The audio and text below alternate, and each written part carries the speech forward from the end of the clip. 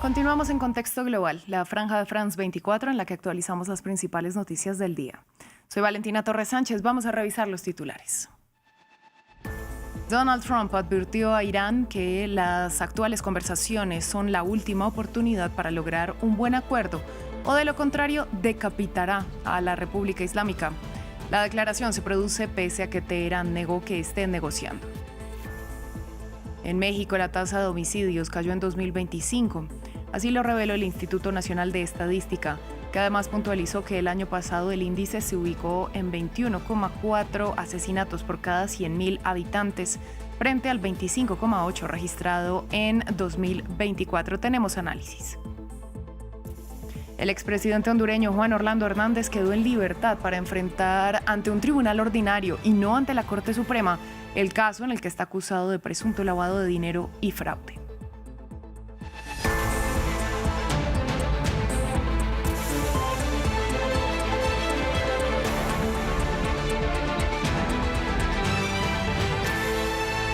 Abrimos este informativo en Washington. El presidente Donald Trump aseguró que, de no llegar a un acuerdo que permita ponerle fin al conflicto con Irán, procederá con lo que describió como la decapitación de dicha nación. Las declaraciones del republicano se produjeron luego de que Irán negara que está negociando actualmente, como lo afirmó Trump el domingo. Más en el siguiente informe del Mariángulo.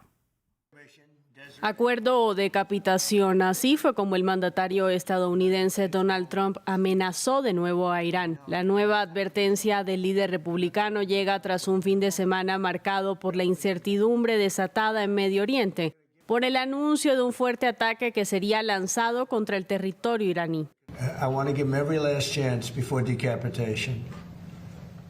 Quiero darles la oportunidad antes de la decapitación. Es muy difícil llevar a cabo lo que tenemos planeado, lo que aún tenemos planeado. Ya veremos qué pasa, pero es algo muy difícil de hacer. Creo que estoy muy orgulloso de poder darles la oportunidad. Es una decisión importante. Preferiría no realizar un ataque de esa magnitud contra el país. Ya hemos pasado por muchos ataques importantes, pero eran ataques de magnitud normal.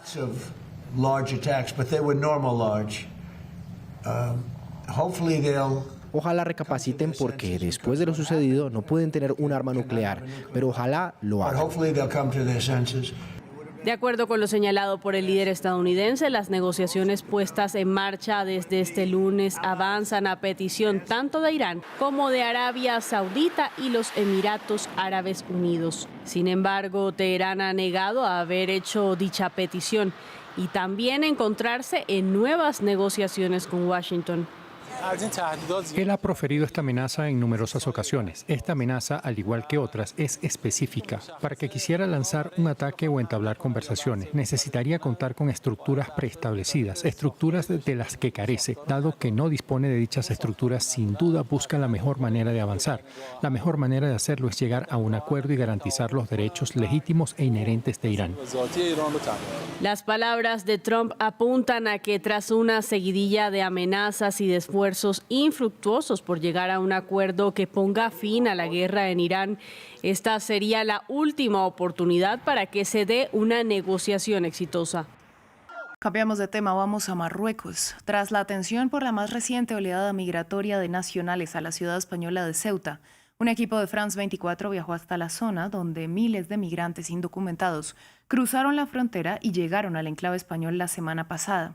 Posteriormente fueron devueltos a su país. La crisis suscitó un nuevo debate sobre el control migratorio en Europa y en el centro quedan sus protagonistas. ¿Cuál es la realidad detrás del éxodo desde un Marruecos donde las oportunidades son limitadas? Lo vemos en el informe. Estos jóvenes regresan a Castillejos por la misma frontera que hace apenas unos días cruzaron en dirección opuesta, hacia el enclave español de Ceuta. No vuelven por voluntad propia. Bilal explica que pasó 4 días sin comida enfrentándose a represión policial. Allá no nos quieren, nos pegan porrazos por todas partes, hasta me dispararon un cartucho en el pie y casi no lo puedo mover. Iba, de 16 años, denuncia que fue a pedir asilo y que las autoridades españolas le impidieron ejercer el derecho. Me dijeron que no tenían nada que hacer por mí, que nadie me pidió que fuera.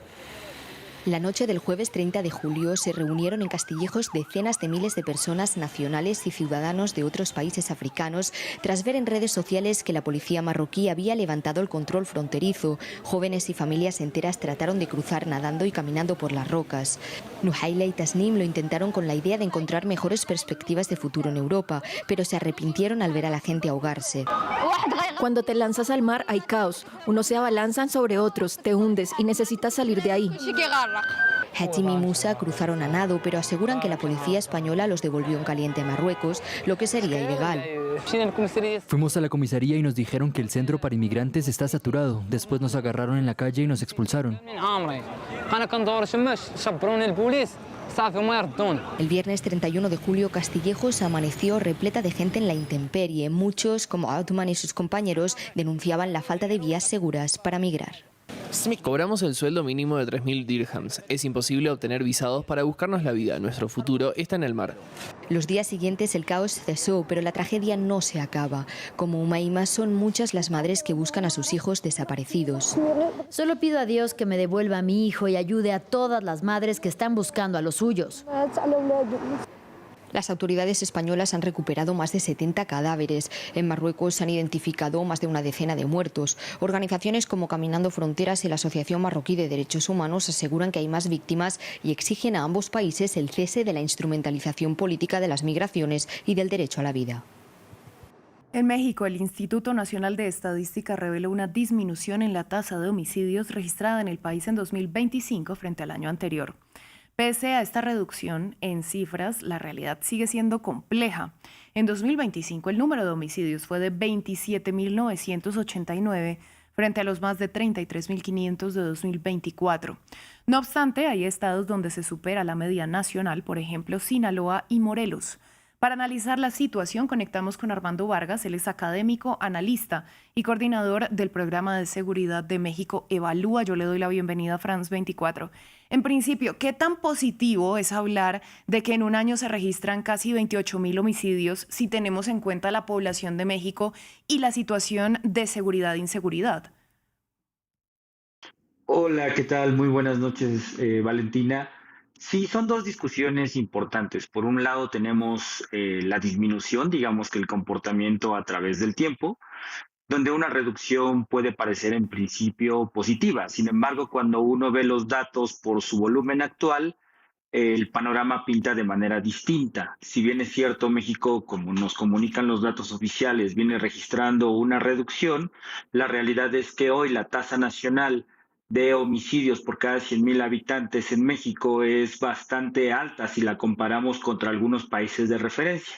Por ejemplo, frente a los países de la OCDE, hoy la tasa de México, la actual, es superior a la mayoría de los países de la OCDE, que es un referente importante porque son, digamos, referentes aspiracionales a lo que nos quisiéramos parecer. Sin embargo, también es bastante alta frente a nuestros primeros 10 socios comerciales. Y frente a América Latina tenemos un nivel moderado, pero hay que considerar que es la región más violenta del mundo. Entonces, lo que hay que afirmar es que México todavía no está en un proceso de pacificación porque los niveles actuales son bastante altos y además hay que considerar que, de acuerdo con varios analistas, los datos de homicidio doloso en el caso mexicano no son suficientes para estimar el contexto de inseguridad, Valentina. Hablemos de esos estados como Colima, como Sinaloa, Morelos, donde la tasa de homicidios por cada 100.000 habitantes es mucho mayor a la media de 21,4 para 2025. ¿Cuál es la situación en estos territorios? Sí, y aquí también es importante señalar otro matiz. Por ejemplo, Colima sigue teniendo una tasa bastante alta, pero además es una tasa que viene en ascenso. ¿Qué te quiero decir? Que la reducción a nivel nacional no se replica en las 32 entidades federativas. Tenemos estados con tasas muy altas que también vienen creciendo, particularmente el caso de Colima, pero también hay otras entidades como Morelos y otras entidades que mantienen niveles bastante altos, como el propio caso de Sinaloa. El patrón común en estas entidades es que siguen siendo territorios disputados por organizaciones del crimen organizado. Cada una tiene sus particularidades, pero lo que observamos es que las disputas prevalecen entre más de una organización. Incluso en Sinaloa, en donde se dice cada vez más desde la narrativa oficial que hay una reducción acelerada y que el conflicto entre el otrora cártel de Sinaloa está prácticamente desactivado, la realidad es que Sinaloa no ha regresado a los niveles de violencia homicida previos a la captura de el Mayo Zambada. Entonces, aquí la conclusión general es que la situación de México no es generalizada, hay muchos matices territoriales y hay entidades que, como bien señala, superan por mucho la tasa nacional o el promedio nacional. Brevemente le pregunto, ¿podemos hablar de que esta reducción en las cifras es producto de las políticas del gobierno o puede haber otros factores a tener en cuenta? Ese es uno de los principales discusiones, debates que hay actualmente en México.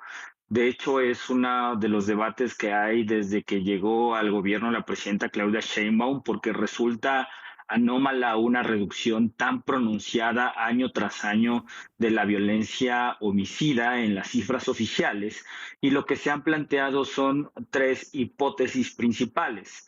Hipótesis que por supuesto emergen frente a la evidencia contundente, a la evidencia causal de que la reducción de los homicidios responda a las políticas de debilitamiento operativo al crimen organizado, que son las principales herramientas con las cuales la presidenta Sheinbaum ha combatido al crimen organizado. En todo el espectro podemos ubicar tres hipótesis plausibles. La primera de ellas es la eficacia gubernamental. Esta hipótesis señala que los homicidios se reducen gracias a lo que hace no solamente el gobierno federal, sino también los gobiernos locales. En México tenemos territorios con niveles relativamente bajos de violencia que también han desarrollado buenas capacidades y políticas públicas desde hace varios años, por ejemplo, Yucatán, Querétaro y recientemente en Nuevo León. Pero también están aquellas hipótesis que hablan del control territorial del crimen organizado, territorios en donde las organizaciones criminales han establecido hegemonías en donde la violencia homicida no es necesaria. Sin embargo, se observan otros incrementos que tienen que ver con actividades relacionadas con la explotación de mercados ilícitos como la extorsión. Hay territorios en donde es posible plantear esto, sobre todo ante una caída muy pronunciada del homicidio y la falta de políticas públicas, sobre todo en el sureste mexicano. Y por otra parte está una de las hipótesis más comentadas en México, que tiene que ver con debilidades institucionales. Es decir, que las cifras de homicidio doloso digamos que están producidas en un entorno de debilidad institucional y que padecen problemas severos de subregistro, reclasificación o errores administrativos.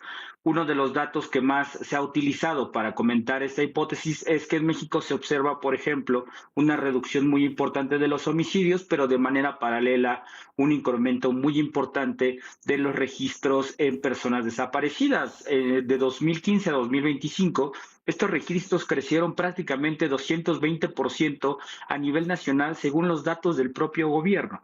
Es bien sabido y bien documentado que en México las organizaciones criminales han hecho de la desaparición de personas un instrumento para capitalizar diversos fines delictivos, incluyendo la invisibilización de la violencia. Esto pues nos lleva o nos invita a problematizar y a no tener una visión reduccionista sobre el contexto de seguridad basándonos únicamente en el homicidio doloso.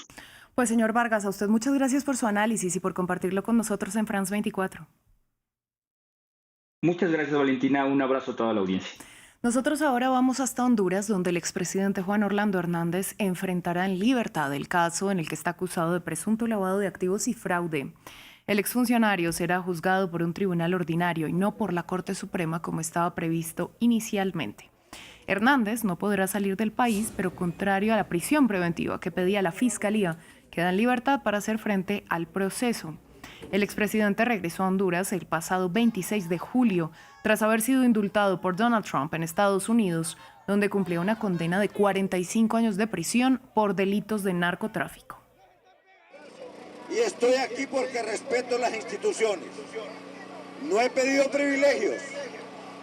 Me estoy sometiendo como cualquier hondureño. El juez ha dictaminado dictar medidas distintas a la detención judicial para el expresidente Juan Orlando Hernández Alvarado. Estas medidas son las contentivas en el artículo 173, particularmente la número 5, que es quedar al cuidado y vigilancia del equipo de defensa del expresidente Hernández Alvarado, debiendo rendir un informe de manera semanal. Nosotros cerramos en Venezuela, donde el gobierno encargado informó que los muertos tras el doblete sísmico que devastó el estado de La Guaira son más de 6.000. En total, según el balance provisional, 6.125 personas perdieron la vida. Esto al tiempo que cientos de ciudadanos siguen buscando a sus familiares desaparecidos. La cifra se conoce el mismo día en que llegaron a la nación petrolera 147 migrantes procedentes de Estados Unidos en el primer vuelo de repatriación desde el 24 de junio, el día de la catástrofe. Así llegamos al final de esta emisión de noticias. A ustedes, gracias por su sintonía.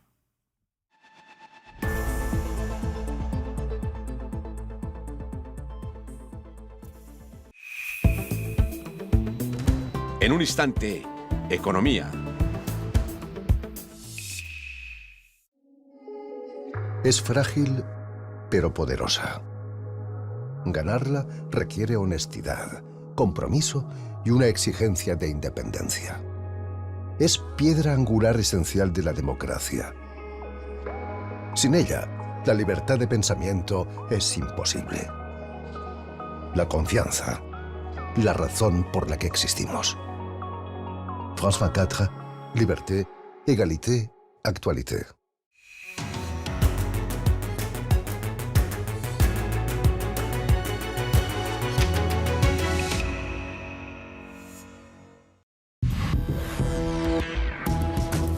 Momento de actualizar toda la información del ámbito económico en France 24. Para ello me acompaña en el estudio mi compañero Juan Pablo Lucumí. Juan Pablo, un gusto verlo. Feliz inicio de semana, Valentina. Vamos a empezar en Estados Unidos y es para hablar de esa demanda que presentaron 25 estados contra el gobierno federal por los más recientes aranceles que tanto le gustan al presidente, que lanzó Donald Trump. Los más recientes. Así es, y que dentro de todo hay que decirlo, se trata de la mitad de los estados de Estados Unidos es que hacen esa acción judicial que tomaron entonces, en donde sus gobernantes, en mayoría demócratas, hay que decir que han unido fuerzas para contrarrestar una nueva política arancelaria del presidente Donald Trump. Estos 25 estados aseguran que el presidente republicano se está excediendo en sus poderes como mandatario y dicen que estos nuevos aranceles son injustificados. Hablamos de esas tarifas aduaneras que el gobierno de Trump anunció el 23 de julio, que se cifraron entre el 10 y el 12,5% sobre por lo menos 60 socios comerciales para Estados Unidos, bajo el argumento de que estos países están dando sus productos y bienes bajo condiciones de trabajo forzoso.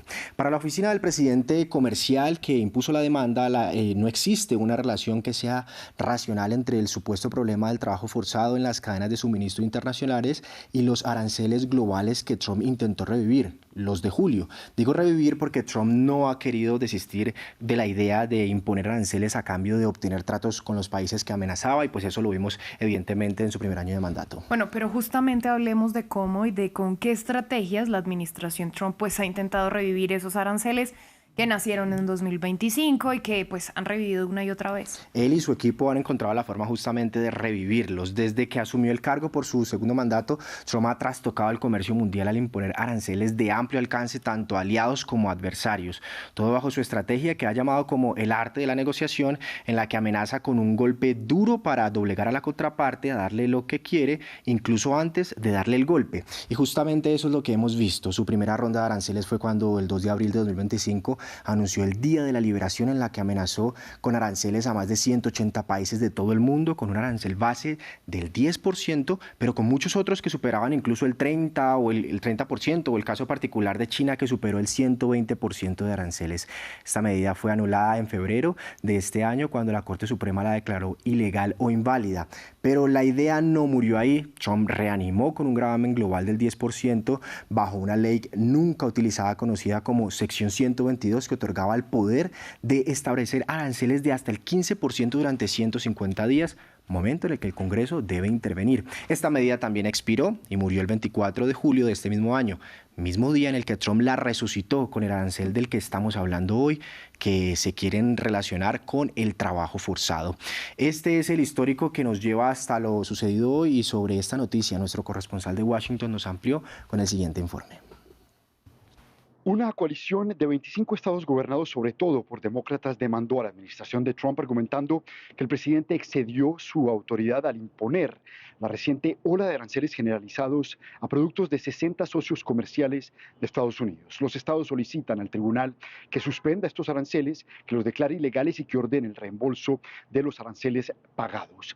La demanda presentada ante el Tribunal de Comercio Internacional de Estados Unidos impugna los aranceles del 10 y del 12,5% sobre la mayoría de los productos importados de las economías afectadas, que en conjunto representan casi el 99,5% de las importaciones estadounidenses, según datos oficiales. Al respecto, la fiscal general de Nueva York, Letitia James, se dijo en un comunicado que la administración interna de Donald Trump nuevamente trata de impulsar ilegalmente impuestos a las familias y empresas con esta nueva ola de aranceles. Además, la gobernadora de Nueva York dice que estos aranceles son un impuesto a las familias trabajadoras y que aumentarían el costo de los alimentos, de artículos básicos para el hogar, de materiales de construcción y otros productos de uso diario. Entre tanto, Walmart recibió $10,000 millones en reembolsos y Apple recibió $2,000 millones de este dinero que el gobierno se comprometió a devolverle a las grandes empresas afectadas por la ronda de aranceles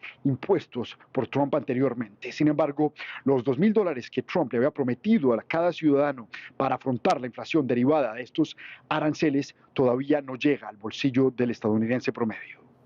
Juan Pablo, sigamos hablando de Estados Unidos para revisar cómo la participación de este país en el conflicto en Medio Oriente pues sigue moviendo los precios del petróleo. Evidentemente lo que dice Washington o Estados Unidos y especialmente Donald Trump afectan siempre a los mercados. Hay que decir que los precios internacionales del petróleo reportaron una caída neta este lunes a raíz del anuncio del presidente Donald Trump sobre la reanudación de las negociaciones entre Estados Unidos e Irán, pese al desmentido de Teherán. La cotización del barril Brent de Mar del Norte para entrega en octubre retrocedió durante la jornada un 4,73% hasta los $83,73, mientras su equivalente estadounidense, el barril WTI para entrega en septiembre, perdió un 5,11% y se situó en $80,34 el barril. Pasamos a Wall Street porque la bolsa de Nueva York cerró al alza este lunes, impulsada por la caída de los precios del petróleo. Pese a eso, los mercados creen que una salida diplomática pavimentaría el camino para que se reanude el flujo de crudo en Oriente Medio también, de acuerdo con analistas que evidentemente pues enlazan los dos escenarios. Juan Pablo, llegan más noticias de Estados Unidos. Sabemos que Donald Trump siempre ha sido un gran empresario y es que su red social, Truth Social, podría estar estudiando cobrar una cuota mensual nada ínfima por el uso de la red social. ¿Cuál es el fin? El fin básicamente es la monetización, como pues Donald Trump evidentemente lo hace con diferentes escenarios, sacar una rentabilidad, y según información recogida por el medio Financial Times, empresa que está estudiando cobrar para darle acceso a los inversores que quieren recibir los mensajes que publica Trump justamente ahí en Truth Social, pero con anticipación, antes que todo el mundo. Pues estos mensajes normalmente afectan los mercados financieros y los inversores podrían tener un margen de maniobra más rápido que el resto del mundo. Hay que decir que la cuota se trataría de unos $100,000 al mes. Trump cuenta con 12,9 millones de seguidores y en la red social, a la que utiliza también habitualmente para anunciar decisiones que han sacudido los mercados globales, como por ejemplo la imposición de aranceles o restricciones comerciales a China, en ocasiones antes de que las divulguen los canales públicos de comunicación de la presidencia, de la Casa Blanca, por ejemplo, así como también diferentes opiniones o los medios de comunicación. Esa dinámica de Trump ha convertido a la red social en una fuente de información de especial interés para las bolsas, empresas, inversores, instituciones financieras, incluso los medios de comunicación. Nosotros como periodistas evidentemente hay que seguir lo que el presidente pues comunica ahí, porque lo ha cogido pues como un espacio para poder informar, y ahora sería incluso más exclusivo para los inversores que puedan pagar $100,000 al mes. Pues vamos a ver qué tan exitoso es este programa que intenta lanzar Truth Social. Juan Pablo, ¿usted qué tanto va a cine? ¿Qué tanto le gustan las películas de superhéroes? De superhéroes particularmente muchísimo, bastante, no me pierdo ni una. Bueno, pues justamente con este tema tiene que ver la cifra del día. Así es, son 167 millones de dólares que recaudó la nueva película de Spider-Man, Un Nuevo Día, en su primer día de exhibición solo en Estados Unidos. Esta cifra representa el mayor estreno en la historia del mercado norteamericano, según estimaciones de la industria reportadas el viernes 31 de julio de este año. El contexto previo muestra que el récord de estreno en un solo día pertenecía también, evidentemente, a otra película de superhéroes, Avengers Endgame, con 157,4 millones de dólares en 2019. También supera la otra película también de Spider-Man, Sin Camino a Casa, que en 2021 alcanzó 121,96 millones en su primer viernes, que evidentemente este primer fin de semana pues hace parte de la evaluación de la película, a ver si le fue bien o no, aunque tengo que decir que no he ido a vérmela. Bueno, pues espero que vaya y la vea pronto y nos cuente más. Juan Pablo, muchas gracias por toda esta actualización. Ha sido un placer estar con ustedes. A ustedes muchas gracias por su sintonía. Quédense que hay más en France 24.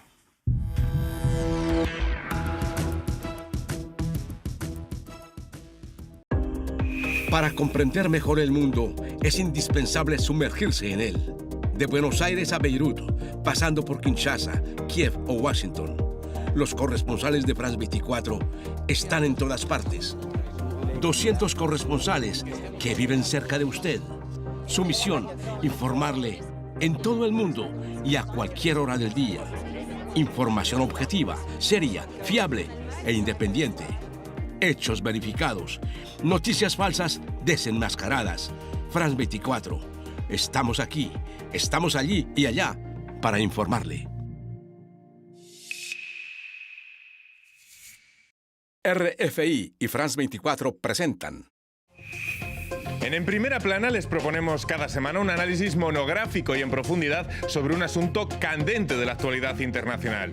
Es la base para empezar a pensar nuevas cosas para el futuro de la Iglesia. Una culminación que parece como el camino ya pasado, sino hasta dónde va. Creo que va a haber esa búsqueda permanente de un equilibrio forzosamente inestable con sus momentos de crisis y sus momentos más apaciguados. Con diferentes voces y distintas perspectivas. Lo que los gobiernos tienen que hacer básicamente ahora es tener una nueva visión del sistema de cuidados. No se pierdan cada semana nuestra ventana abierta al mundo. No se pierdan En Primera Plana. En Primera Plana, un programa en colaboración con RFI presentado por Carlos Herranz.